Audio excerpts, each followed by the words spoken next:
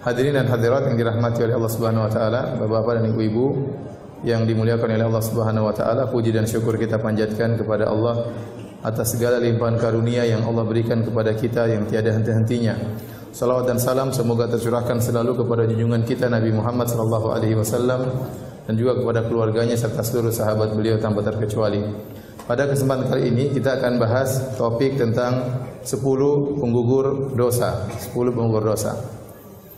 Ketahuilah para hadirin hadirat yang dirahmati oleh Allah Subhanahu wa taala, sungguhnya dosa merupakan sumber malapetaka di dunia, terlebih lagi di akhirat. Kata Allah Subhanahu wa taala, "Wa ma asabakum min musibatin fabima kasabat aydikum." Tidak ada satu musibah pun yang menimpa kalian kecuali akibat dosa perbuatan kalian. Wa ma asabaka min sayyi'atin famin nafsik. Apa saja musibah yang menimpamu adalah karena dirimu sendiri. Oleh karena dosa inilah yang menyebabkan Nabi Adam alaihissalam, nenek moyang kita, dikeluarkan dari surga. Seandainya Nabi Adam tidak berdosa, maka dia tidak akan dikeluarkan dari surga. Akan tetapi Allah mentakdirkan dengan hikmah yang Allah kehendaki, sehingga nenek moyang kita Adam dan istrinya Hawa melakukan dosa dan akhirnya dikeluarkan dari surga. Demikian juga dosa-dosa inilah yang menjadikan seorang terhalang untuk masuk surga di kemudian hari. Dia tidak boleh masuk surga kecuali dosa-dosanya telah dibersihkan. Kalau ternyata ditimbang dosa-dosanya lebih berat daripada kebaikannya, maka dia akan masuk neraka. Wa amma man khaffat mawazinuhu fa ummuhu hawiyah. Wa ma adraka ma hiya narun hamiyah. Adapun orang yang timbangan kebaikannya lebih ringan dan lebih berat timbangan dosa-dosanya, maka tempat kembalinya adalah neraka jahanam.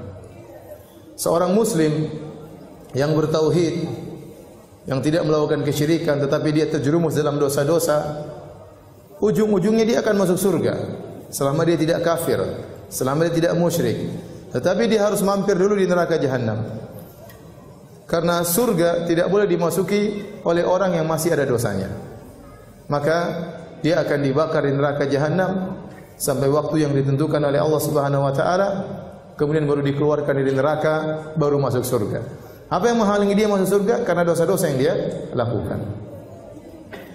Oleh karenanya penting bagi kita untuk mengenal perkara-perkara apa yang bisa menggugurkan dosa-dosa kita, sehingga tatkala kita bertemu dengan Allah Subhanahu wa taala, maka kita bisa bertemu dengan dosa-dosa yang telah digugurkan, sehingga Allah masukkan kita dalam surga secara langsung. Semoga Allah Subhanahu wa taala masukkan kita semua dalam surganya. Amin ya rabbal alamin. Tema ini sebenarnya saya ambil dari sebuah tulisan yang ditulis oleh Syekhul Islam Ibn Taimiyah rahimahullahu taala dalam kitabnya Al-Iman atau dalam Majmu' Al-Fatawa jilid 7 halaman 487 sampai halaman 500 sekian. Yang beliau ingin membantah pemahaman yang menyimpang yang menyangka bahwasanya dosa-dosa itu hanya bisa gugur dengan taubat. Selain taubat maka dosa-dosa tidak gugur. Maka beliau ingin menjelaskan bahwasanya ada sebab-sebab yang lain yang bisa membuat seseorang digugurkan dosa-dosanya selain taubat. Maka beliau sebutkan penyebab gugurnya dosa-dosa ada 10 sebab. Ya, saya bacakan perkataan beliau, kemudian kita akan jelaskan satu persatu. Kata beliau rahimahullahu taala, "Qad dallat nususul kitabi wa sunnah ala anna uqubatadz dzunubi tazulu 'anil 'abdi binahwi 'ashrati asbabin." Telah ditunjukkan oleh Al-Qur'an dan sunnah-sunnah Nabi sallallahu alaihi wasallam bahwasanya hukuman terhadap dosa itu bisa hilang dari seorang hamba dengan sekitar 10 sebab. Dengan sekitar 10 sebab. Maka beliau sebutkan satu persatu dan kita akan jelaskan. Ahaduha, sebab yang pertama, at-taubatu adalah bertobat kepada Allah Subhanahu wa taala, wa hadza muttafaqun alaihi bainal muslimin. Dan ini adalah perkara yang disepakati oleh kaum muslimin. Dan Allah Subhanahu wa taala berfirman, "Qul ya ibadiyalladzina asrafu ala anfusihim la taqnatu min rahmatillah, innallaha yaghfiru dzunuba jami'an innahu huwal ghafurur rahim." Katakanlah kepada hamba-hambaku, wahai hamba-hambaku yang berlebih-lebihan dalam melakukan dosa. Bukan hanya tenggelam dalam dosa, bahkan israf, berlebih-lebihan dalam melakukan dosa. La taqnatu min rahmatillah, janganlah kalian putus asa dari rahmat Allah. Sungguhnya Allah Subhanahu wa taala mengampuni seluruh dosa. Innahu huwal ghafurur rahim. Sungguhnya Allah Maha Pengampun lagi Maha Penyayang.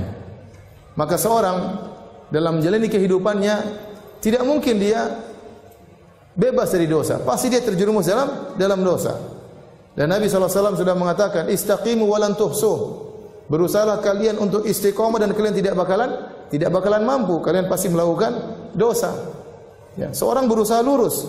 Tapi bagaimanapun dia berusaha untuk lurus, dia bukan malaikat, dia bukan para nabi. Dia pasti terjerumus dalam dosa. Ya, tergantung banyak atau sedikit, tapi dia pasti terjerumus dalam dosa. Apalagi kita bicara zaman sekarang, siapa yang mau selamat dari dosa? Zaman sekarang, ya. Zaman now kata orang ya. Zaman media sosial ya. Dosa mata kita lakukan, dosa pendengaran kita lakukan, dosa bicara, komentar yang tidak-tidak, ngejek orang, merendahkan orang, mencari-cari kesalahan orang, belum dosa yang berkaitan dengan hati. Banyak sekali dosa yang kita lakukan tiap hari. Siapa yang bisa selamat dari dosa pandangan? Saya katakan kalau ada seorang pemuda yang bisa menjaga pandangannya di zaman sekarang, dia wali di antara wali-wali Allah Subhanahu wa taala. Siapa yang bisa selamatkan dirinya dari dosa pandangan? Oleh karenanya, seorang tatkala terjerumus dalam dosa, maka hendaknya dia bertobat kepada Allah Subhanahu wa taala. Dan dia harus husnudzon kepada Allah. Allah yang mengatakan, "La taqnatu min rahmatillah." Janganlah kalian putus asa dari rahmat Allah Subhanahu wa taala. Saya selalu memberikan analogi atau logika. Saya katakan dalam hadis Nabi SAW menyebutkan bahwasanya Allah lebih sayang kepada hambanya daripada seorang ibu terhadap anaknya. Suatu hari Rasulullah SAW bersama para sahabat, tiba-tiba ada seorang ibu yang kehilangan anaknya. Ibu ini mencari-cari anaknya, kehilangan anaknya. Dan kita tahu bagaimana perasaan seorang ibu yang kehilangan anaknya. Karena dalam kondisi perang, dia cari anaknya, akhirnya dia ketemu. Waktu dia ketemu dengan anaknya setelah beberapa saat hilang, tentunya di saat itulah puncak-puncak kasih sayang seorang ibu terhadap anaknya. Apalagi anaknya baru saja hilang. Maka dia langsung dekap anaknya, lalu dia susui anaknya.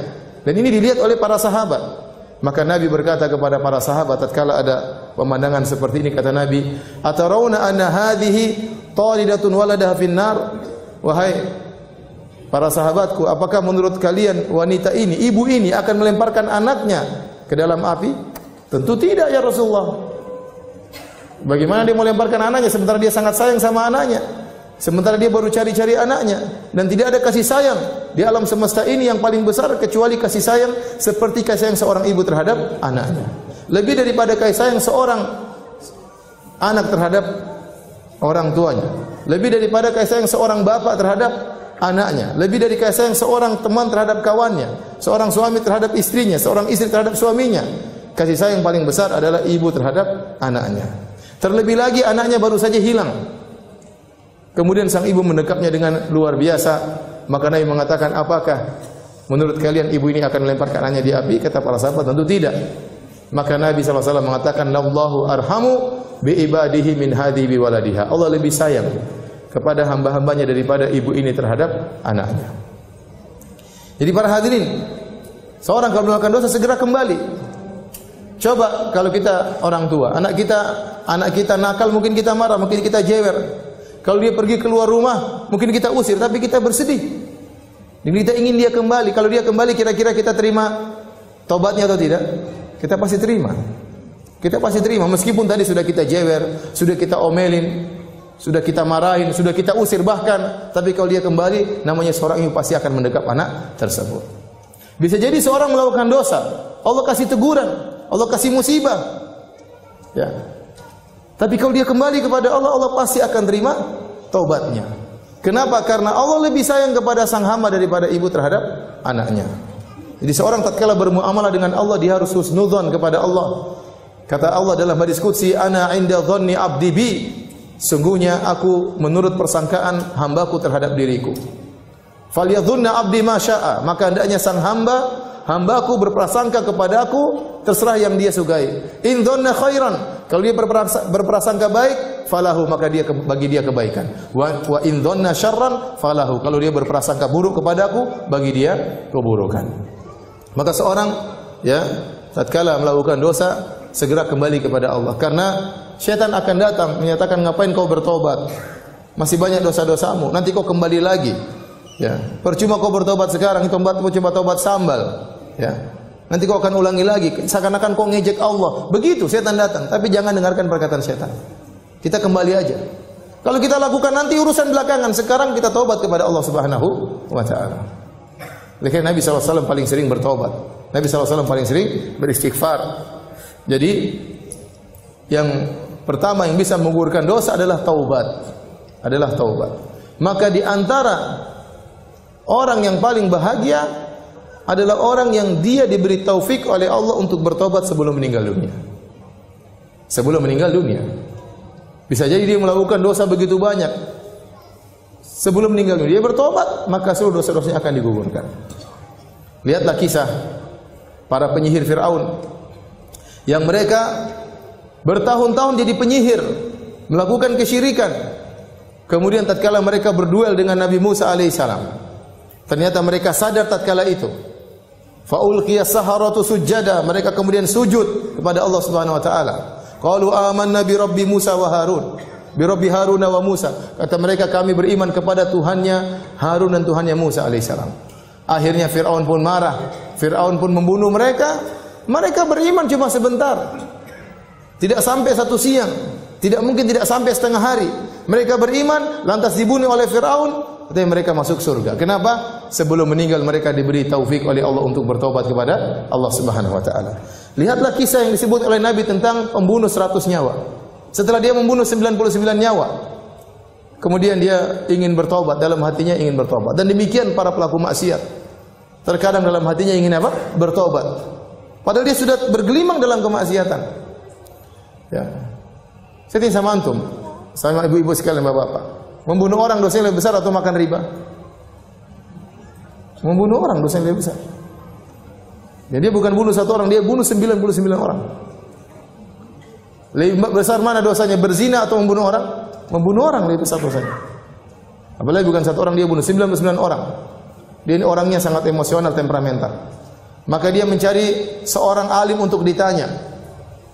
Ternyata dia bertemu dengan seorang yang ahli ibadah. Dia bertanya, wahai ahli ibadah, saya sudah membunuh 99 orang. Apakah dosa saya masih bisa diterima tobatnya? Masih bisa diampuni? Maka ahli ibadah ini, dia berfatwa tanpa ilmu. Dia berfatwa pakai perasaan dia. Ini orang sudah kejam dan sadis, 99 orang sudah dia bunuh. Kata dia tidak bakalan diterima.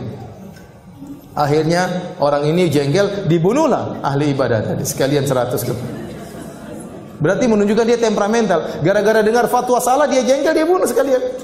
100 orang dia bunuh. Maka dia cari lagi orang yang alim. Ketemulah orang alim. Maka ditanya sama orang alim tersebut, apakah saya masih bisa terima taubatnya setelah membunuh 100 nyawa? Kata orang alim tersebut, masih bisa. Tapi pergilah engkau ke negeri yang lain. Beribadahlah kepada Allah dengan penduduk negeri di situ. Ini orang alim, berfatwa dengan ilmu, bukan dengan perasaan. Dan dia kasih solusi, kalau kau ingin bertaubat, tinggalkanlah masa lalumu. Tinggalkanlah kampungmu yang bisa membuat engkau mengingat kembali dosa-dosamu. Pergilah cari komunitas baru. Beribadahlah kepada Allah dengan mereka di sana. Maka orang ini pun berjalan menuju kampung yang lain. Di tengah perjalanan dia meninggal. Dia belum sempat beribadah kepada Allah, tapi dia sudah berjalan menuju kampung tersebut. Ternyata dia meninggal di tengah jalan. Ternyata dia masuk apa? Surga. Jadi jangan putus-putus kita bertobat kepada Allah Subhanahu wa taala. Kita di jalan kita bertobat kepada Allah Subhanahu wa taala. Rabbighfirli wa tub alayya innaka anta tawwabur rahim. Kalau kita habis wudu kita berdoa, Allahumma ja'alni minat tawwabina wa ja'alni minal mutatahhirin. Ya Allah, jadikanlah termasuk orang-orang yang suka bertobat. Allah berfirman, innallaha yuhibbut tawwabin. Sungguhnya Allah mencintai hamba-hamba yang suka bertaubat. Di antara nama-nama Allah At-Tawwab, yaitu zat yang maha menerima taubat seorang hamba. Maka seringlah bertobat. Kita tidak tahu kapan nyawa kita diambil oleh Allah Subhanahu wa taala. Ya. Betapa banyak orang mau bertobat dia tunda-tunda. Sebelum dia bertobat ternyata dia meninggal dunia. Sebenarnya mengatakan kapan bertobat? Nantilah kalau sudah umur 60 baru saya bertobat. Baru umur 25 sudah tewas. Jadwalnya masih jauh. Kapan kamu bertobat? Nanti kalau sudah pensiun. Sebelum pensiun sudah dipanggil oleh Allah Subhanahu wa taala. Taib. Terlalu banyak dalil yang menunjukkan Allah Maha menerima taubat. Di antaranya Allah berfirman, "Alam ya'lamu anna Allah huwa yaqbalu taubata an ibadihi." Tidakkah mereka ketahui bahwasanya Allah menerima taubat dari hamba-hambanya? Dalam ayat yang lain, wa huwal ladzi yaqbalu taubata an ibadihi wa ya'fu anis sayyi'at. Dialah Allah yang menerima taubat dari hamba-hambanya dan maafkan kesalahan-kesalahan. Dan ayat-ayat seperti ini sangat banyak. Ya. Taib. Ini sebab pertama, mau dibahas tentang masalah taubat tentunya sangat panjang, tapi ini bukan poin kita ya. Kita ingin bahas 10 sebab. Sebab pertama adalah bertobat kepada Allah Subhanahu wa taala. Sebab kedua adalah istighfar. Apa bedanya istighfar dengan taubat?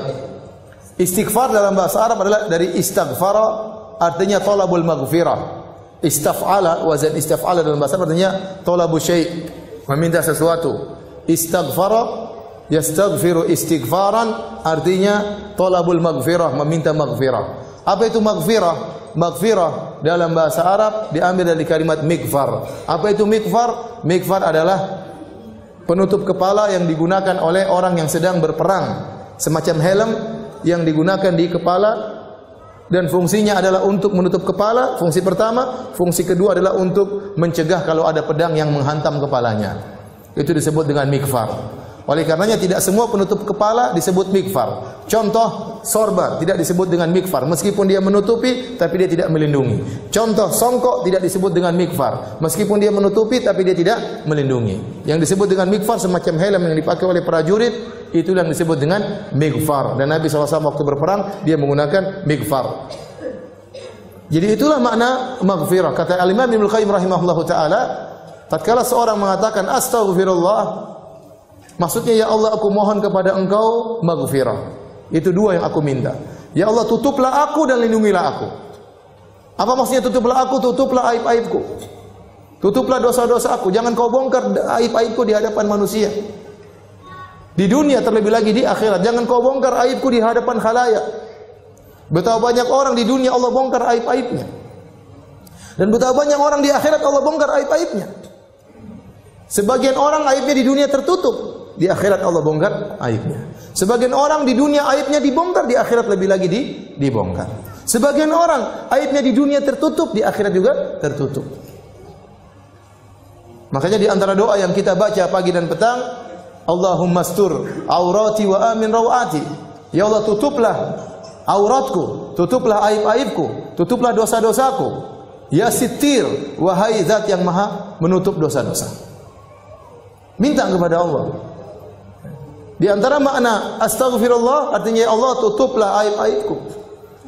Tutuplah dosa-dosaku. Kita ini melakukan dosa. Kalau Allah bongkar dosa-dosa kita, enggak ada yang mau duduk sama kita. Enggak ada yang mau bergaul sama kita. Enggak ada yang mau ketawa ketiwi sama kita. Kalau dosa-dosa kita dibongkar oleh Allah Subhanahu wa taala. Makanya Muhammad bin Wasi' berkata rahimahullahu taala, "Lau kana lidzunubi rihun ma jalasa ilayya ahad." Kalau seandainya dosa-dosa itu ada aromanya, bisa tercium, seorang pun tidak akan mau duduk dengan saya. Tetapi kita menjadi mulia, kita dihormati oleh orang lain, disegani oleh orang lain, bukan karena kita yang mulia, tetapi karena dosa-dosa kita ditutup oleh Allah Subhanahu wa taala. Oleh karena seorang banyak mengucapkan astagfirullah, astagfirullah. Kemudian saya minta kepada Engkau yang kedua, yaitu perlindungan. Artinya ya Allah janganlah kau jadikan dosa yang aku lakukan ini berdampak buruk kepada aku. Karena dosa itu pasti ada dampak buruknya. Pasti ada dampak buruknya. Maka tatkala seorang perbanyak istighfar, maka dampak buruk tadi tidak jadi. Bahkan sebagian salaf mengatakan, demi Allah saya mengetahui dampak dari maksiatku pada kendaraanku dan pada pembantuku. Dia tahu, oh ini tadi saya maksiat, makanya terjadi seperti ini. Seorang bisa jadi gara-gara dia maksiat, kelakuan suaminya berubah. mulai tidak cinta sama dia, mulai kasar sama dia. Di sini seorang laki bermaksiat, akhirnya kelakuan istrinya berubah atau kelakuan anak-anaknya berubah. Dampak maksiat. Oleh karenanya makna istighfar, ya Allah aku mohon kepada Engkau tutup aib-aibku. Yang kedua, jauhkan aku dari dampak maksiat tersebut. Maka sungguh beruntung orang yang banyak istighfar. Kata Nabi sallallahu alaihi wasallam, tuba liman wajada fi sahifatihi istighfaran katsiran. Sungguh beruntung orang yang mendapati dalam catatan amalnya banyak istighfar. Sekarang ini ibu-ibu, ya, banyak waktu kita terbuang, Bapak-bapak sekalian. Saya kalau di Arab Saudi saya sering lihat ada tulisan imla awqatak bil istighfar. Kita lagi ngantri ada tulisan isi detik-detikmu dengan istighfar. Kita kalau di Saudi kita jalan dari Mekah ke Madinah, tengah-tengah ada tulisan subhanallah. Di tengah tulisan alhamdulillah. Kenapa orang yang bersafar agar ingat kepada Allah kemudian dia berzikir di tengah jalan. Betapa sering saya lihat orang ngantri mereka sambil berzikir. Astagfirullah, astagfirullah, astagfirullah, astagfirullah. Sekarang mulai berubah dengan adanya medsos. Sekarang orang ngantri langsung buka Facebook. Astagfirullah, astagfirullah. Alhamdulillah, alhamdulillah. Sekarang lihat macam-macam. Malah bikin dosa sambil nunggu bikin dosa. Kenapa lihat macam-macam sambil nunggu? Isi waktumu menunggumu antrianmu dengan dosa. Seakan-akan begitu. Lihat berita macam-macam, lihat berita hoax, lihat komentar-komentar, cari-cari kesalahan orang, ikut nge-share keburukan, ikut komentar keburukan, ikut nyakitin hati orang lain, nuduh yang tidak-tidak, ikut sebar berita bohong, ikut mendengar berita-berita ghibah, ikut baca berita-berita ngerumpi, melihat aurat orang lain. Isi waktumu dengan dosa, seakan-akan demikian. Nah, kita ini banyak dosa. Maka kalau kita lagi di mobil, istighfar, astagfirullah, astagfirullah, astagfirullah. Lagi nyetir, astagfirullah, astagfirullah, astagfirullah. Nggak usah malu-malu. Kadang kita duduk bareng, mau astagfirullah nggak enak. Kayak soalin, model kayak begini nanti. Cuek aja, kerasin suara, astagfirullah, astagfirullah. Tumben bu, astagfirullah, astagfirullah, sudah cuek. Sudah istighfar aja, cuekin. Kalau kita terbiasa, nanti jadi biasa. Ustaz saya takut riya. Kenapa anti takut riya? Karena anti tidak terbiasa. Orang itu terkadang takut riya. Kenapa? Karena tidak terbiasa. Kalau terbiasa cuek, orang bertamu di rumahnya, sebentar, saya mau sholat duha dulu ya. Cuek aja. Tapi kalau itu berarti karena dia tidak biasa sholat duha, makanya dia apa? Takut riya. Tapi kalau dia biasa cuek, dia nggak peduli dengan manusia, gelar saja dia Allahu Akbar. Tamu-tamunya ngobrol biarin aja. Harus biasakan diri seperti itu. Ya. Di bandara buka Quran takut riya. Kenapa? Karena jarang baca Quran. Kalau sering baca Quran di mana-mana enggak ada takut riya. Insyaallah, maksudnya Allah jaga diri. Ya. Maka maksud saya banyak waktu kita terbuang, isi dengan istighfar, astagfirullah, astagfirullah. Astagfirullah. Orang kalau sudah istighfar manfaatnya banyak. Allah berikan dunia dan juga Allah berikan akhirat. Yang saya sampaikan. Siapa yang lebih baik daripada Allah Subhanahu wa taala? Tidak ada yang lebih baik daripada Allah Subhanahu wa taala. Kalau orang bertobat, kalau orang beristighfar, Allah bukan cuma ampuni dosa-dosanya, bahkan Allah kasih bonus dunia dan akhirat. Ya. Apa kata Allah Subhanahu wa taala? Ya. Tentang perkataan Nabi Nuh alaihissalam, "Faqultu astaghfiru rabbakum innahu kana ghaffara, yursilis samaa'a 'alaikum midrara wa yumdidukum bi amwalin wa banin wa yaj'al lakum jannatin wa yaj'al lakum anhara ma lakum la tarjuna lillahi waqara." Aku berkata kepada kaumku, istighfarlah kalian. Sungguhnya Allah Maha Pengampun. Niscaya Allah akan turunkan hujan, yaitu hujan apa? Hujan rahmat. Bukan hujan bikin musibah. Ini perkataan Nabi Nuh kepada kaumnya. Namun tatkala kaum Nabi Nuh tidak beriman, Allah tetap turunkan hujan, tapi hujan apa? Azab. Seandainya mereka beristighfar, hujan yang turun bukan hujan azab, tapi hujan apa? Hujan rahmat. Kata Allah, "Yursil sama 'alaikum midrara wa yumdidukum bi amwalin wa banin." Allah akan perbanyak anak-anak kalian, Allah akan perbanyak harta-harta kalian. Wa yaj'al lakum jannatin wa yaj'al lakum anhara. Allah akan tumbuhkan taman-taman bagi kalian dan Allah akan alirkan sungai-sungai bagi kalian. Dunia Allah berikan. Akhirat Allah juga berikan. Ya. Ya ayyuhalladzina amanu tubu ila Allahi taubatan nasuha. Asa rabbukum ay yukaffira ankum sayyi'atikum wa yudkhilakum jannatin tajri min tahtiha al-anhar. Wahai orang yang beriman, bertobatlah kepada Allah dengan taubat yang nasuha. Niscaya Allah akan hapuskan dosa-dosa kalian. Apakah titik? Belum, masih koma. Ada kelanjutannya. Wa yudkhilakum jannatin tajri min tahtihal anhar. Allah masukkan kalian ke dalam surga yang mengalir di bawahnya sungai-sungai. Siapa yang lebih baik daripada Allah? Tidak ada yang lebih baik daripada Allah Subhanahu wa taala. Manusia, kalau kita berbuat salah kepadanya, kita minta maaf, dia cuma maafkan, tidak kasih bonus. Apa ada orang kita maki-maki dia, setelah itu kita datang, maaf Mbak, saya kemarin maki-maki Mbak, saya minta maaf. Oh begitu, ini nih, saya terima permohonan maaf engkau dan ini mobil saya kasih buat kamu. Apa ada orang seperti itu? Mustahil. Tapi Allah Subhanahu wa taala, kalau kita dosa kepada Allah, kita maksiat, kita bangkang perintahnya, kita melanggar larangannya terang-terangan, kemudian kita kembali kepada Allah. Ternyata Allah kasih dunia, turunkan hujan, Allah berikan rezeki, berikan anak-anak, Allah bukakan taman-taman, Allah alirkan sungai-sungai. Di akhirat Allah masukkan surga. Terus lantas apa yang buat kita enggan untuk bertobat dan beristighfar kepada Allah Subhanahu wa taala? Nah, apa bedanya istighfar dengan taubat? Karena Syekhul Islam Taimiyah menjadikan dua sebab. Sebab pertama taubat, sebab kedua apa? Istighfar. Bedanya istighfar itu bisa saja muncul dari diri seseorang tanpa dia bertaubat. Dia masih ingin bermaksiat tapi dia, ya Allah, maksiat kemarin, ampunilah aku. Tapi dia masih terus bermaksiat. Itu namanya istighfar. Dalam satu hadis dalam Sahih Muslim, "Idza adnaba 'abdun dzamban faqala." Jika ada seorang hamba berbuat dosa kemudian dia berkata, "Rabbi adnabtu dzamban faghfirli." Ya Allah, sungguhnya aku telah melakukan dosa, ampunilah aku. Faqala 'alima 'abdi anna lahu rabban yaghfiru dzam wa ya'khudhu bidzam. Maka Allah berkata, hambaku itu tahu dia punya Tuhan yang mengampuni dosa dan menyiksa karena dosa. Ghafartu li abdi, saya ampuni hambaku tersebut. Summa makatha masya Allah, kemudian dia berhenti dari dosa. Summa adnaba dzamban akhar, kemudian dia dosa lagi. Orang kadang gitu kan, bertobat, istighfar, berhenti dulu. Minggu depan ulangi lagi. Bulan depan ulangi lagi. Waktu dia berdosa lagi, dia berkata lagi, Rabbi firli, ya Allah ampunilah aku. Allah berkata lagi, alima abdi anna lahu rabban yaghfiru dzam wa ya'khudhu bidzam. Hambaku tahu dia punya Tuhan yang mengampuni dosa-dosa, maka dia minta ampun. Dan dia tahu bahwasanya Tuhannya akan mengazabnya kalau dia tidak bertobat, tidak istighfar. Kata Allah, qad ghafartu li abdi, aku telah ampuni hambaku ini. Summa makatha masya Allah, kemudian dia beberapa waktu tidak maksiat. Summa aznaba dzamban akhar, kemudian maksiat lagi. Dia bilang lagi, Rabbi ghfirli, ya Allah ampunilah aku. Kata Allah, sungguhnya hambaku tahu dia punya Tuhan yang mengampuni dosa-dosa dan menyiksa dengan dosa. Aku ampuni dosa-dosanya. Kemudian dia maksiat lagi, beristighfar lagi. Kata Allah, falyaf'al 'abdi ma syaa. Silakan hambaku melakukan yang dia kehendaki. Artinya apa? Selama dia berdosa dia bertobat, selama dia berdosa dia kembali kepada Allah, maka Allah akan terus mengampuninya. Allah akan terus mengampuninya. Ini bisa jadi seorang dia istighfar tapi dia tidak meninggalkan dosanya. Dia tidak meninggalkan maksiatnya.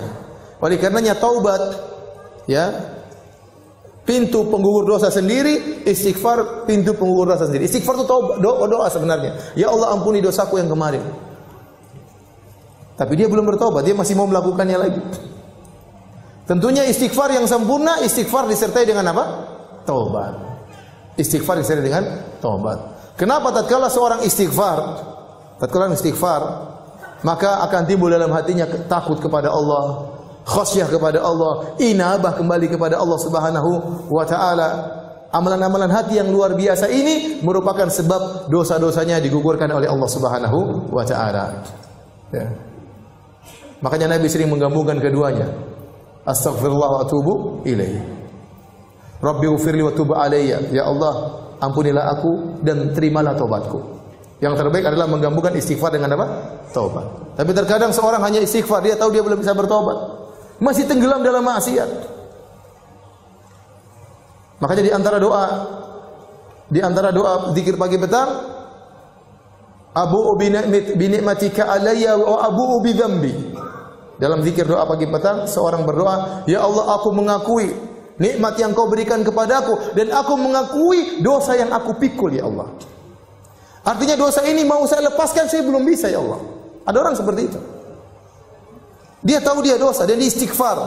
Namun dia belum bisa meninggalkan dosa itu. Maka dia minta kepada Allah, ya Allah, aku akui dosaku ini. Aku belum bisa meninggalkannya, ampunilah dosa-dosaku. Seorang berusaha meninggalkan dosa-dosa, tapi ada kondisi-kondisi dia tidak bisa. Dia masih terus melakukannya. Tetap dia tatkala melakukan dosa, tetap dia mohon ampunan. Tetap dia mohon apa? Ampunan. Maka saya katakan istighfar yang terbaik adalah istighfar yang digabungkan dengan apa? Taubat. Ya. Ada orang yang dia kerja di riba dan dia tahu itu dosa. Tetap dia istighfar. Sampai suatu hari, suatu saat mudah-mudahan Allah menggerakkan hatinya untuk kuat meninggalkan dosa tersebut. Ada orang tidak bisa menjaga pandangannya, selalu dia melihat hal-hal yang haram. Dia sudah minta kepada Allah untuk temu tidak mampu.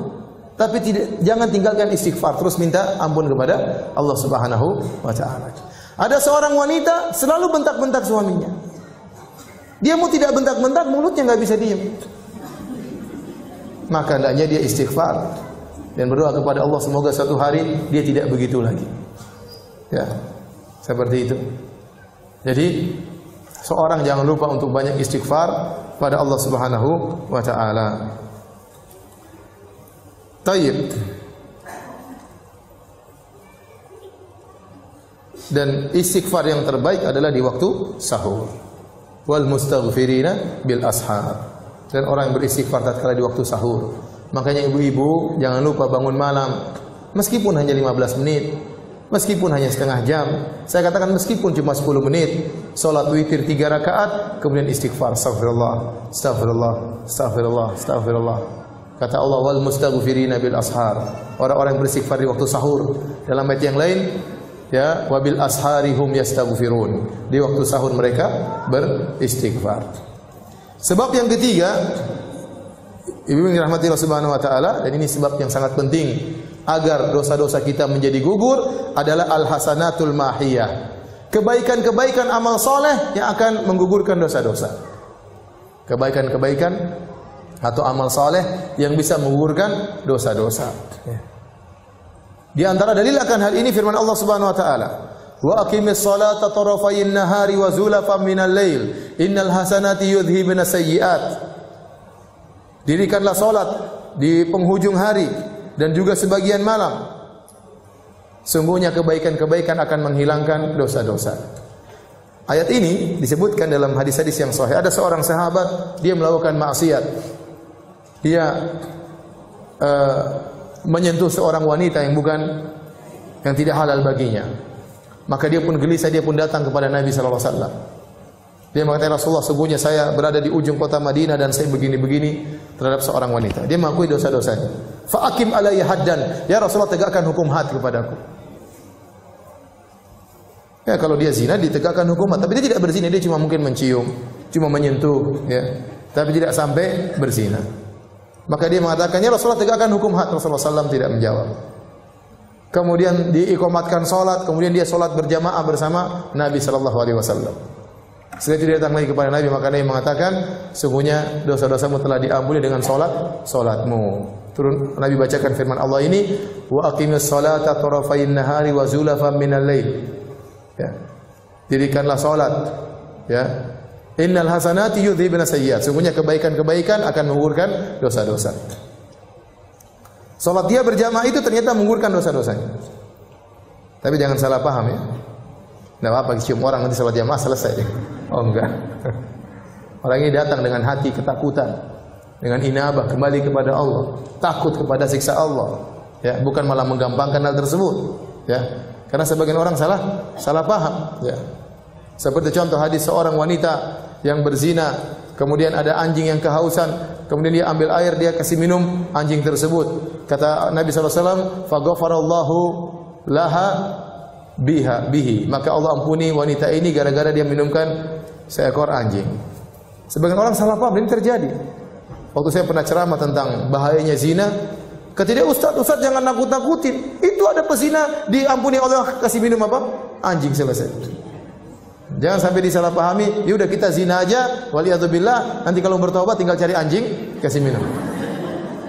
Kalau anjing enggak ada, kucing, enggak apa, kucing, cing sini cing.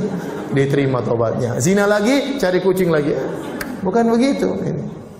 Orang ini lain. Waktu dia memberikan minum kepada anjing, kata para ulama, keikhlasannya luar biasa, rasa takutnya luar biasa, inabahnya luar biasa. Makanya setelah itu dia tidak berzina lagi. Jadi di antara hal-hal yang akan menghilangkan dosa-dosa adalah amal-amal soleh yang banyak. Oleh karena dalam hadis Rasulullah SAW bersabda, dan hadis seperti ini banyak. Dalil akan amal kebajikan mengurangi dosa itu banyak sekali. Contoh, kata Nabi SAW, as-salawatul khams wal jum'atu ilal jum'ati wa ramadhan ila ramadhan mukaffiratun lima bainahunna idza junibatil kaba'ir. Kata Nabi, salat 5 waktu antara satu dengan yang lainnya menggugurkan dosa di antara keduanya. Antara Jumat dengan Jumat, salat Jumat yang satu dengan salat Jumat yang lain akan menggugurkan dosa-dosa di antara keduanya. Antara Ramadan dengan Ramadan yang lain akan menggugurkan dosa-dosa di antara keduanya. Selama dijauhi dosa-dosa besar. Dosa-dosa kecil semuanya akan digugurkan dengan amal soleh tersebut. Rasulullah SAW juga bersabda, "Man shoma Ramadhana imanan wa ihtisaban ghufira lahu ma taqaddama min dhanbi." Barang siapa yang berpuasa di bulan Ramadan penuh keimanan, yakin, ihtisaban berharap pahala dari Allah, akan diampuni dosa-dosa yang telah lalu. Kata Nabi SAW, "Al-umratu ila al-umrati kafaratun lima bainahuma." Sungguhnya umrah yang satu dengan umrah yang lain akan menghapuskan dosa-dosa di antara keduanya. Wal hajjul mabrur laisa lahu jazaa'un illa jannah. Dan haji mabrur tidak ada balasan setimbal kecuali surga. Contoh Nabi berbicara tentang haji mabrur. Kata Nabi sallallahu alaihi wasallam, "Man hajja lillah wa lam yarfuth wa lam yafsuq, raja'a min dhunubi ka yaumin waladathu ummuhu." Barang siapa yang berhaji ikhlas karena Allah, tidak melakukan kemaksiatan, tidak mengucapkan kata-kata kotor, maka dia akan bersih dari dosa-dosanya seperti baru lahir dari perut ibunya. Berarti haji menggugurkan apa? Dosa-dosa. Kata Nabi SAW, "Fitnatur rajuli fi ahli wa malihi wa waladihi tukaffiruha salatu wa siyamu wa sadaqatul amr bil ma'ruf wa nahyu 'anil munkar." Fitnah seorang berkaitan dengan istrinya, berkaitan dengan anak-anaknya, berkaitan dengan hartanya bisa diampuni, bahkan dalam sebagian riwayat berkaitan dengan tetangganya bisa diampuni dengan salatnya, puasanya, sedekahnya, amar ma'ruf nahi munkar.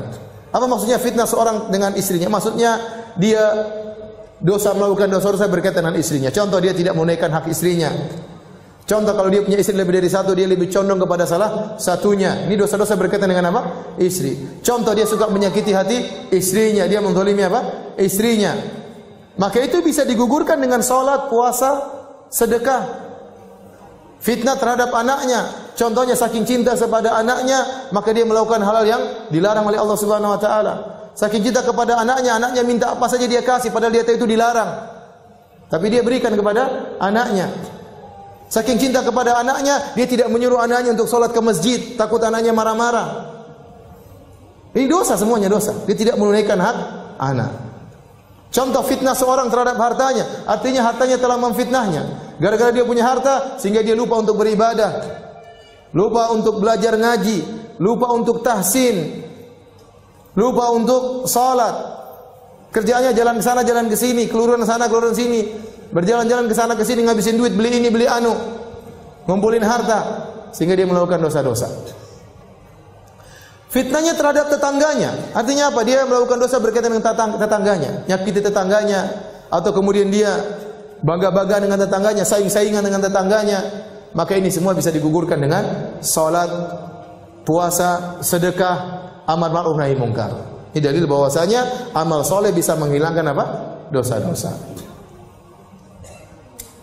Dalam hadis juga kata Nabi SAW, "Man a'taqa raqabatan mu'minatan, a'taqallahu bikulli udhin minha udwan minhu minan nar."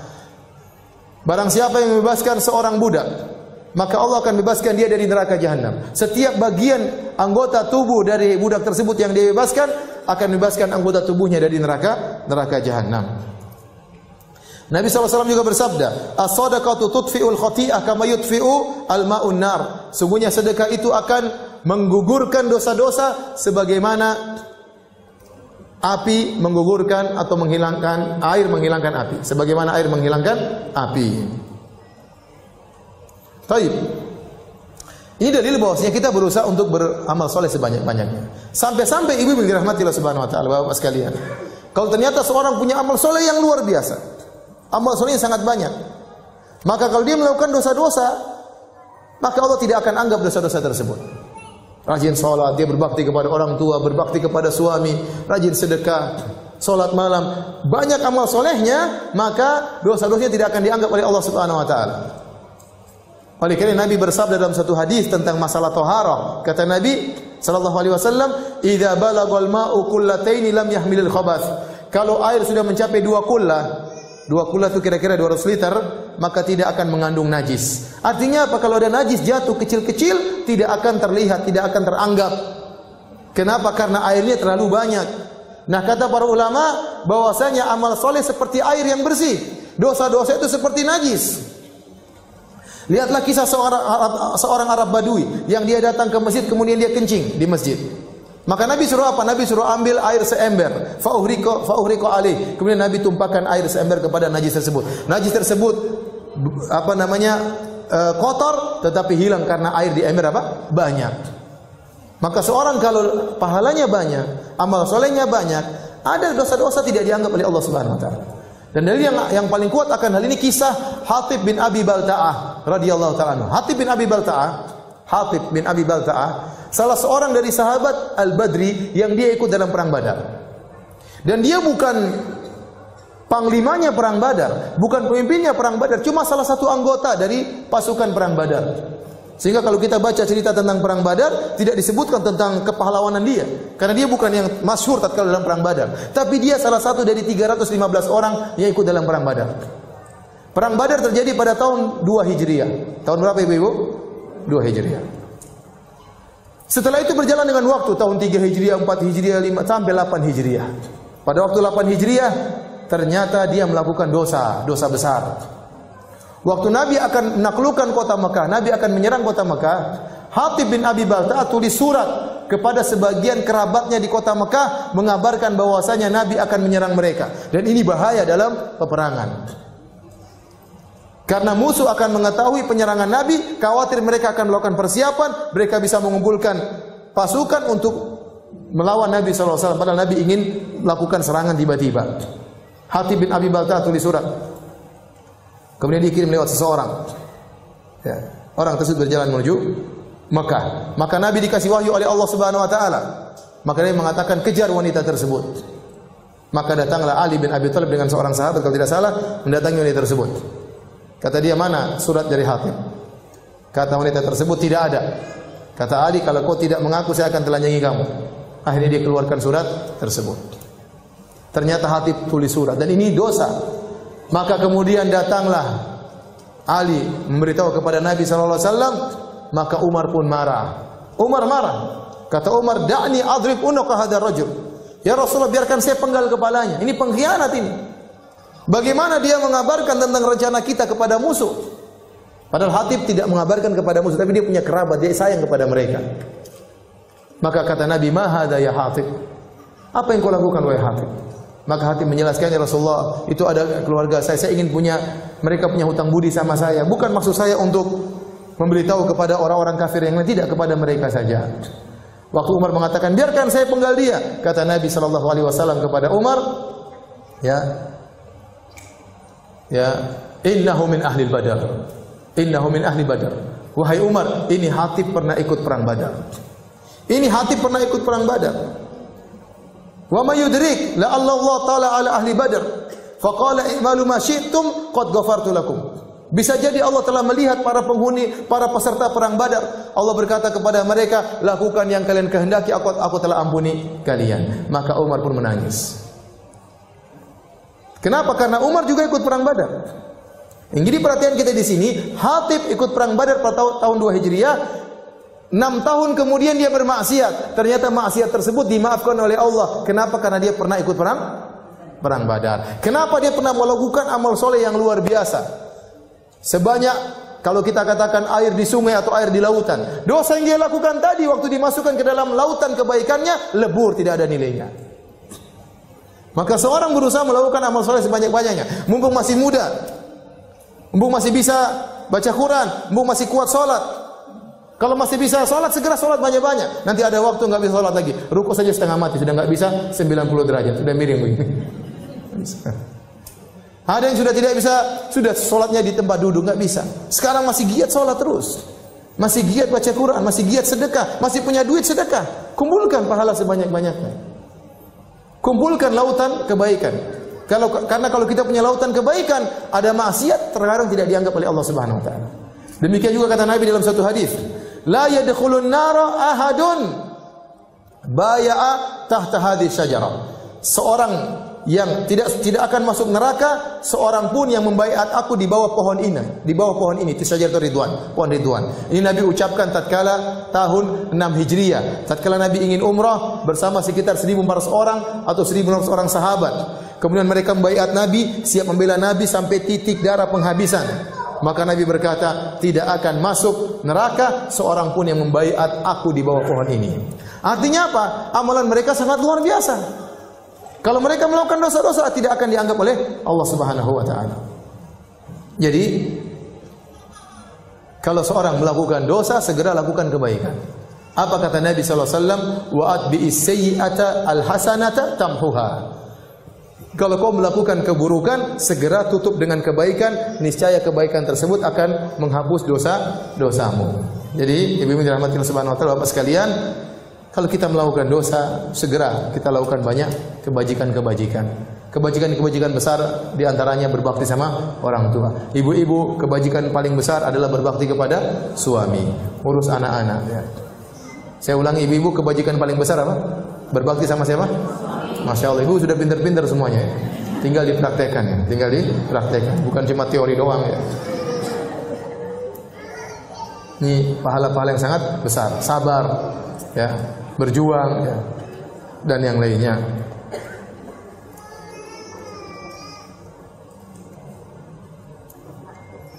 Oleh karena dalam hadis juga disebutkan, kalau orang banyak melakukan salat sunnah, kebaikan-kebaikan, akan menutup kekurangannya dalam salat fardu. Ya. Kata Nabi SAW dalam satu hadis, inna awwala ma yuhasabu alaihi al-abdu min amali yaumal qiyamah as-salat. Yang pertama kali dihisab oleh seorang hamba dari amal solehnya adalah salat. Fa in akmalaha, kalau dia sempurnakan salatnya maka sungguh indah amalannya. Wa illa, kalau tidak, ternyata salatnya ada kurang-kurangnya, tidak sempurna, qila, maka dikatakan unzuru hal lahu min tatawwu'in, lihatlah apakah ada salat sunnahnya. Fa in kana lahu tatawwu'un ukmilat bihil fariidhah. Kalau dia ternyata punya pahala salat sunnah, maka untuk menambal kekurangan salat fardunya.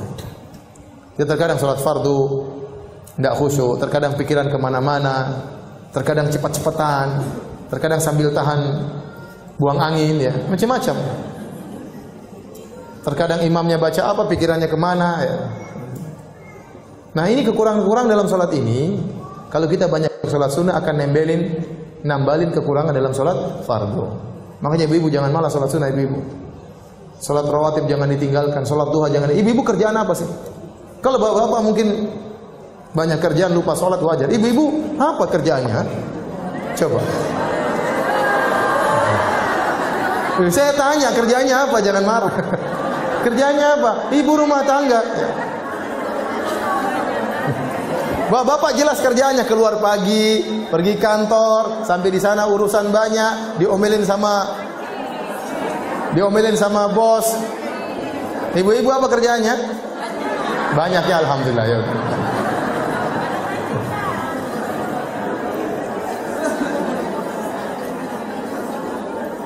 Ibu-ibu baper banget ya.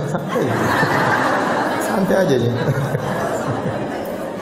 Jadi mumpung kita ada umur, mumpung kita ada tenaga, mumpung ada waktu, jangan lupa salat sunnah ya. Salat sunnah, jangan malas. Salat rawatib ya. Sebelum salat, sesudah salat, jangan malas. Baik. Sebab berikutnya, ibu yang dirahmati Allah Subhanahu wa taala,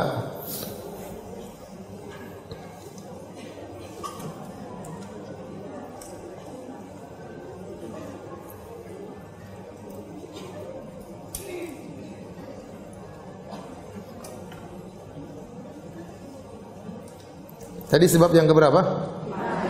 Yang ketiga. Sekarang yang keempat. Di antara sebab yang menjadikan dosa-dosa seorang tergugurkan adalah doanya kaum mukminin kepadanya.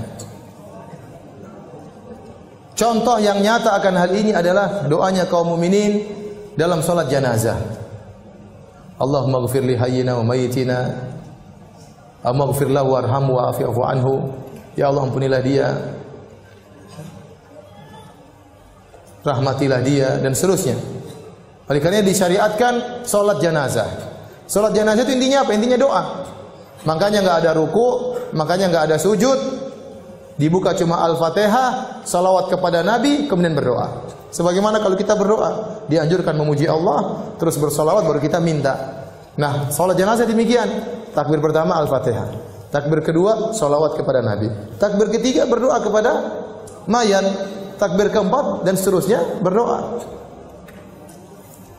Nah, kalau orang berdoa untuk mayat maka dosa-dosanya akan digugurkan oleh Allah Subhanahu wa taala. Dalam satu hadis dari Anas bin Malik radhiyallahu taala anhu dari Nabi sallallahu alaihi wasallam, beliau berkata, "Ma min mayyitin yusalli alaihi ummatun minal muslimin yabluguna mi'atan kulluhum yashfa'una illa syuffi'u fihi."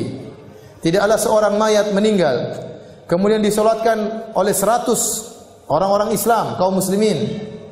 Ada jumlah mereka sampai 100. Ya, semuanya berdoa kecuali mereka akan diberi syafaat untuk mayat tersebut. Jadi mayat ini akan digugurkan dosa-dosanya. Dalam hadis yang lain, An Ibnu Abbasin, dari Ibnu Abbas radhiyallahu taala anhuma, qala sami'tu Rasulullah sallallahu alaihi wasallam yaqul, aku mendengar Rasulullah sallallahu alaihi wasallam bersabda, "Ma min rajulin muslimin yamutu," tidaklah seorang muslim meninggal dunia, "fayaqumu ala janazatihi arba'una rajulan," maka kemudian menyolatkannya 40 orang lelaki, la yusyrikuna billahi syai'an, dan mereka tidak berbuat syirik sama sekali, illa syafa'ahumullahu fih, kecuali Allah akan mengizinkan mereka untuk memberi syafaat kepada mayat tersebut. Jadi kalau ibu meninggal dunia, kalau bisa orang-orang yang bertauhid yang menyolatkan. Kalau ada 40 orang yang menyolatkan kita meninggal dunia, maka insyaallah diberikan izin oleh Allah agar mereka beri syafaat untuk kita. Artinya doanya akan dikabulkan. Syaratnya tidak berbuat syirik sama sekali. Cari orang-orang yang suka ikut pengajian, yang menjauhkan diri sejauh-jauhnya daripada kesyirikan, tidak pakai jimat, tidak percaya kepada tatayur, tidak percaya dengan angka-angka sial, tidak percaya dengan hal-hal yang tidak benar. Cari orang-orang seperti gitu. Minta agar mereka, kalau saya meninggal salatkan saya. Karena kalau ada 40 orang ahli tauhid yang menyolatkan, maka itu akan menggugurkan dosa mayat tersebut. Taib ini sebab yang keempat, dosa-dosa bisa berguguran dengan doa orang lain. Makanya jangan lupa untuk mendoakan orang tua yang sudah meninggal. Orang tua sekarang sudah tidak bisa kita berbuat baik lagi secara duniawi. Kalau mereka masih hidup, kita bisa ajak makan, kita bisa jalan-jalan, kita bisa mijit-mijit, kita bisa buat lihat mereka tertawa. Mereka sudah meninggal, apa yang mereka butuhkan adalah doa kita. Doa kita. Maka di antara ciri-ciri anak soleh, waladun solihun yad'u lahu. Anak soleh itu ciri-cirinya suka mendoakan orang tuanya. Kalau ternyata ibu-ibu, bapak-bapak tidak pernah mendoakan orang tua, maka ini kesolehannya dipertanyakan. Kesolehannya dipertanyakan. Apakah dia lupa dengan jasa kedua orang tuanya? Baik. Sebab yang kelima yang membantu dosa-dosa seorang mayat seorang digugurkan adalah kalau dia sudah meninggal dunia, ada orang yang melakukan amal kebajikan untuknya. Bisa jadi, saya ulangi, di antara sebab-sebab dosa-dosanya digugurkan adalah orang lain berbuat amal soleh diberikan untuk dirinya. Seorang mayat kalau sudah meninggal dunia, dia bisa mengambil manfaat dari beberapa sisi. Makanya kata Imam Syafi'i rahimahullah ta'ala, yalhaqul mayyit salas. Ada 3 perkara yang bermanfaat bagi mayat. Yang pertama adalah doa, ini dari sisi orang lain. Doa orang lain buat dia. Yang kedua, orang menghajikan atau mengumrahkan dia. Yang ketiga, orang bersedekah atas nama dia. Dan ini ijma ulama bahwasanya sampai. Adapun kalau itu adalah akibat perbuatan dia sendiri, maka tidak ada yang khilaf. Seperti kata Nabi SAW, "Idza matal insan inqata amalu ila min thalath." Kalau seorang meninggal dunia, terputus amalannya. Dia sudah tidak bisa lagi ngaji, tidak bisa lagi sholat, tidak bisa lagi sedekah, tidak bisa lagi puasa, tidak bisa lagi i'tikaf, tidak bisa lagi senyum, tidak bisa apa-apa. Tidak bisa dapat amal soleh. Kecuali 3 perkara yang tidak terputus. Yang pertama, ya, sedekahun jariyah, sedekah jariyah. Dia bangun masjid, orang masih terus sholat di masjid tersebut. Dia cetak buku-buku agama, masih dibaca oleh orang-orang. Dia cetak Quran, Qurannya masih dibaca oleh orang-orang. Dia gali sumur, sumurnya masih dimanfaat oleh orang banyak. Dia bikin program, dia bagi, akhirnya program tersebut dimanfaat oleh banyak orang gratisan. Ini sedekah jariyah. Dia tulis buku, banyak orang yang baca. Dia ceramah di YouTube, ternyata dia sudah meninggal, ceramahnya masih didengar oleh banyak orang dapat hidayah. Ini semua adalah amal jariyah. Di antaranya ilmu yang tafa'u bihi, ilmu yang bermanfaat tadi saya sebutkan tadi. Ilmu bermanfaat tadi, ceramahnya atau bukunya.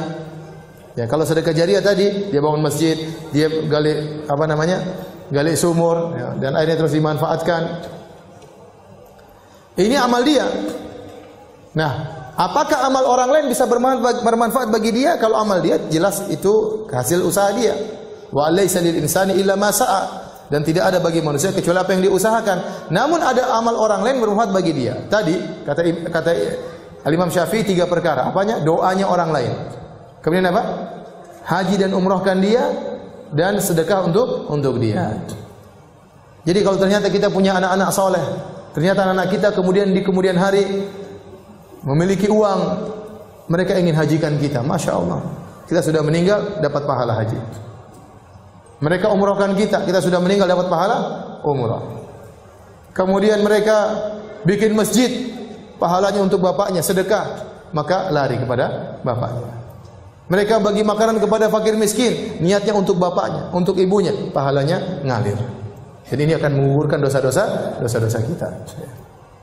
Makanya penting kita untuk mendidik anak-anak yang soleh, ya, agar mereka tatkala kita sudah meninggal dunia masih ingat dengan kita. Baik.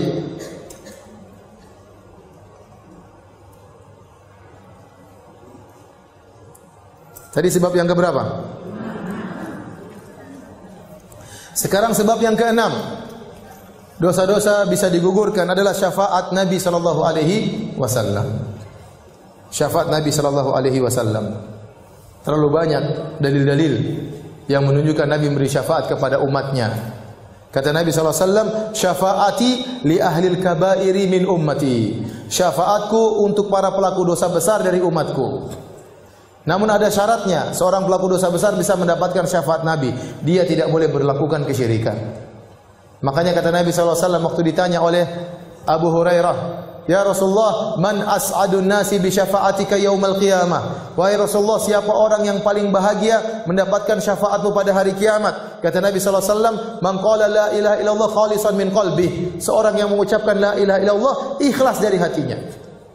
Maka seorang semakin tidak ingin dipuji oleh orang lain, seorang yang semakin menyembunyikan amalannya, seorang yang tidak suka men-share amal solehnya, seorang yang suka menutupi amal solehnya, seorang semakin jauh dari harapan untuk disanjung oleh orang lain, maka dia paling bahagia untuk mendapatkan syafaat Nabi sallallahu alaihi wasallam. Tapi kalau ternyata dia melakukan kesyirikan, dia riya, dia ujub, pamer amal solehnya, cerita ke sana sini, setiap apa yang dilakukan dia share di media sosial agar semua orang tahu, maka ini dia kurang mendapatkan syafaat Nabi sallallahu alaihi wasallam.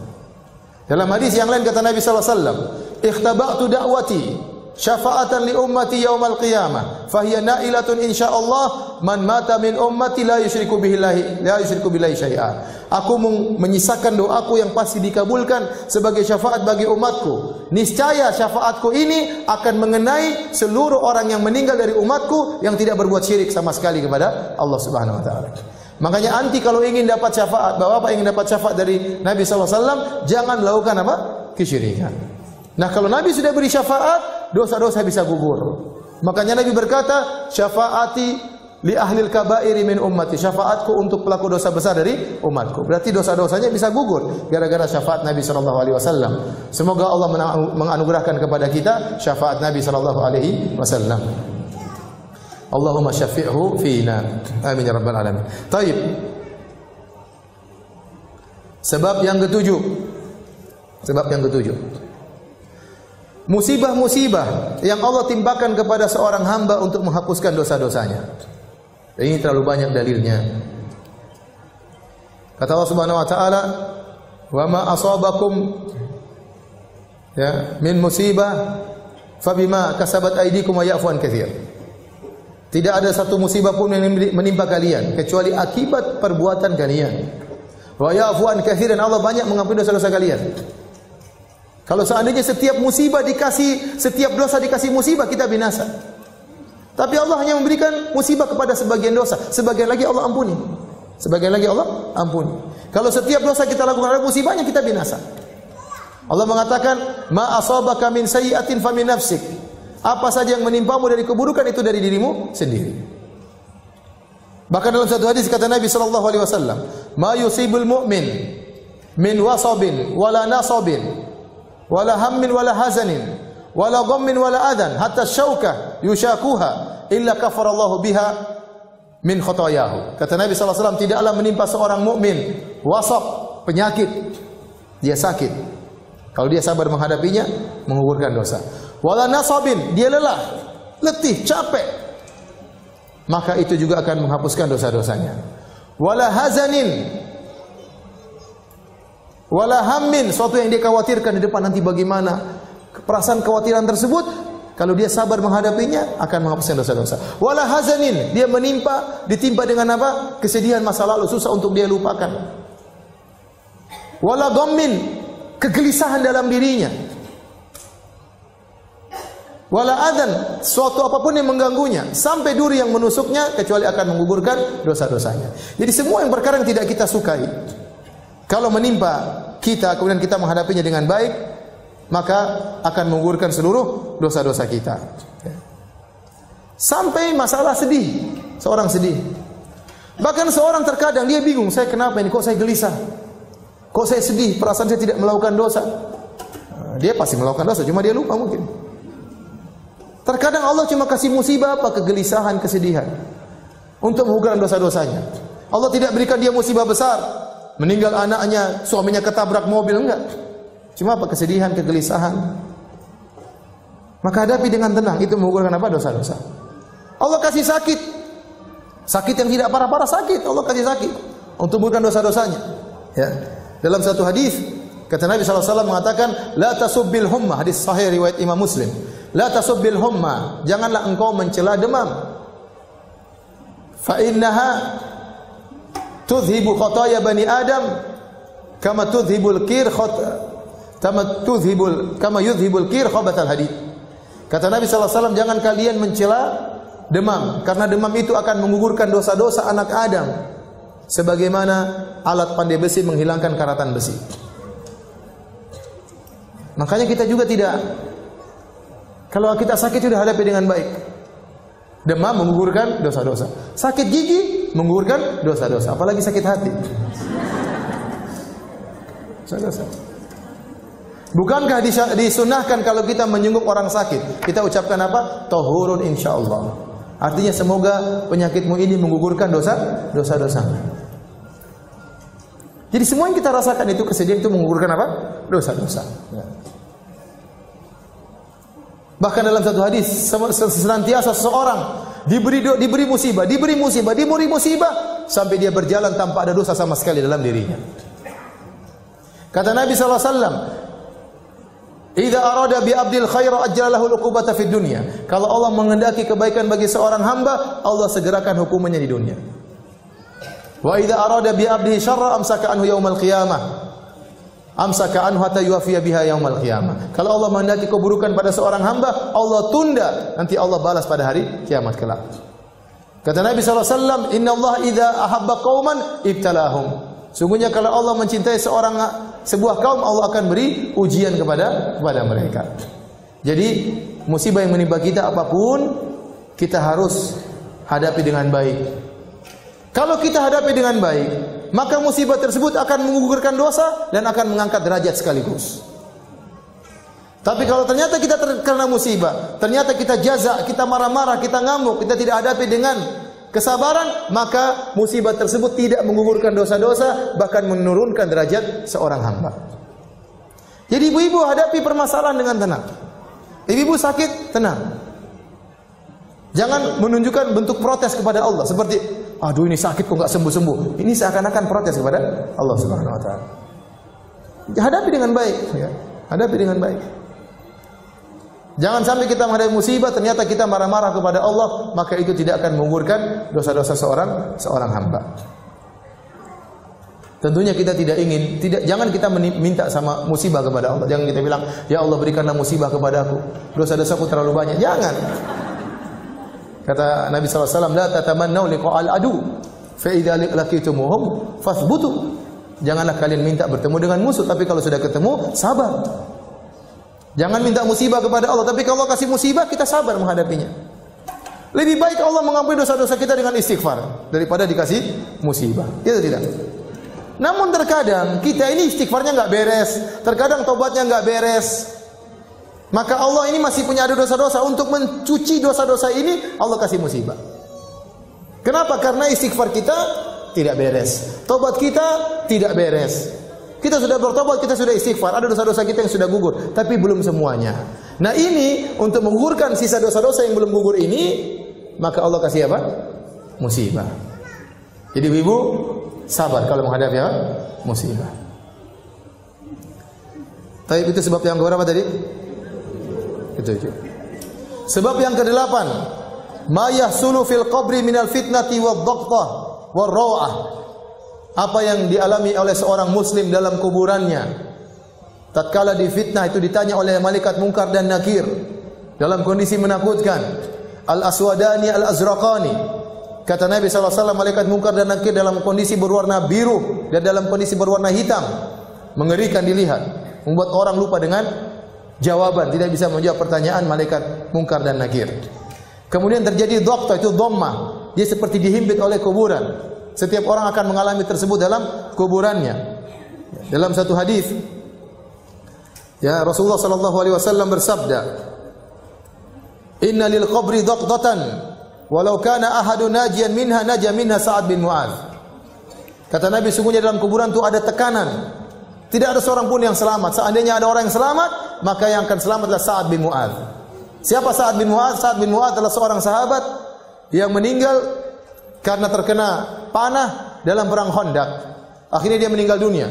Waktu dia meninggal dunia, kata Nabi SAW, ihtazza arsyur rahman li mauti Sa'ad. Arsy Allah bergetar karena kematian Sa'ad bin Mu'adz radhiyallahu taala anhu. Artinya dia orang yang sangat soleh. Tetapi dia pun tidak lolos dari dhaqtah, dari tekanan dalam kuburan. Tekanan-tekanan seperti ini dalam kuburan itu bukanlah siksa kubur, tapi sesuatu yang dialami oleh seorang mukmin tatkala dalam kuburan. Seperti kelaziman orang masuk dalam kuburan. Seperti seorang tatkala di dunia, dia sedih, dia merasakan sakaratul maut. Bukan berarti karena dosa-dosanya, tidak. Tapi hal itu adalah kelaziman dari kehidupan. Tatkala kehidupan akan meninggalkannya, dia akan merasakan sakaratul maut. Dan itu akan mengurangi dosa-dosa. Sama tatkala seorang masuk dalam kuburan, dia langsung mengalami dhammah, dhaqtah dari dalam kuburan. Itu akan menggugurkan dosa-dosanya. Baru nanti kalau sudah ditanya oleh malaikat Munkar dan Nakir, baru dia akan, kalau bisa jawab, mendapatkan nikmat kubur. Kalau nggak bisa jawab, dapat azab kubur. Kata Syekhul Islam Ibnu Taimiyah rahimahullah taala, ini adalah sebab di antara dosa-dosa digugurkan tatkala dalam kuburan seorang mengalami penghimpitan dari kuburan. Sebab yang ke-9, ahwal yaumil qiyamah wa karbuha wa syada'iduha, yaitu kondisi-kondisi yang berat pada hari kiamat. Karena seorang tatkala dibangkitkan pada hari kiamat dalam kondisi sangat berat. Dibangkitkan dalam kondisi tidak beralas kaki, tidak berpakaian, tidak ada harta yang dia bawa, di bawah terik matahari dalam jarak 1 mil, keringat bercucuran. Kondisi sangat mengerikan. Kemudian tatkala dia disidang, dia menghadapi kondisi sangat mengerikan, yang menyidang Allah Subhanahu wa taala. Tatkala dihisab, sama, juga dia mengalami perkara yang sangat berat. Dibongkar aib-aibnya, disebutkan kesalahan-kesalahannya yang selama ini tersembunyikan. Kemudian di mizan tatkala ditimbang. Kemudian tatkala suruh lewat sirat. Bayangkan lewat sirat yang sangat tipis dan sangat tajam. Sementara di samping-sampingnya ada kalalib, khatatif, besi-besi yang siap mencabik-cabik orang yang melewatnya. Semua kondisi hari kiamat sangat mengerikan. Kata Syekh Islam Taimiyah rahimahullah taala, seluruh kondisi-kondisi ini akan mengurangi dosa-dosa seorang hamba.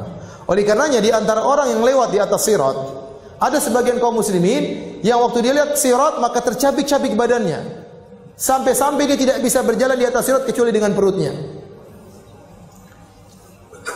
Tatkala dicabik-cabik oleh besi-besi tersebut di samping sirat, ya, tidak membuat dia masuk neraka, tidak. Dia tetap selamat ke surga, tapi itu akan menggugurkan apa? Dosa-dosanya. Akhirnya dia selamat, akhirnya dia masuk surga. Taib, itu sebab yang ke-9. Sebab yang ke-10, kata Syekhul Islam Taimiyah rahimahullah taala, rahmatullahi wa afuhu wa maghfiratuhu bila sababin minal ibad. Yaitu Allah merahmati, Allah mengampuni, Allah memaafkan tanpa sebab dari hamba. Tetapi karena kasih sayang Allah yang sangat luas, tiba-tiba Allah ampuni begitu saja. Bisa saja Allah melakukan demikian. Makanya dalam ayat Allah mengatakan, "Wa ma asabakum min musibatin fabima kasabat aydikum." Setiap musibah yang menimpa kalian tidak lain kecuali akibat ulah perbuatan kalian. Wa ya'fu an katsir. Dan banyak Allah ampuni dosa-dosa kalian.